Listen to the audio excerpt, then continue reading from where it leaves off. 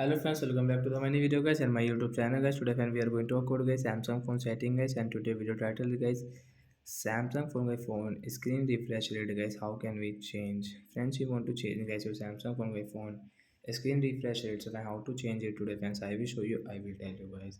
So before starting video, friends, first of all go and subscribe the channel guys. Click the bell icon, like the video. So first of all guys, you will have to on guys your phone setting guys. So guys we will on it.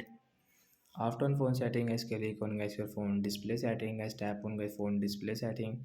Then guys click on guys this smoothness setting guys, tap here. Hence you can adjust your screen refresh rate guys. You want to change into high and you want to change into standard. So guys you can change and guys you can apply for it.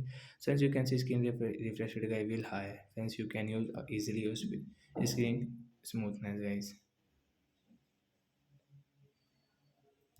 So like that guys we can change guys Samsung from my phone screen refresh rate. So that's it guys, thanks for watching the video guys. You can check guys screen refresh rate too high. So that's it guys, thanks for watching the video guys.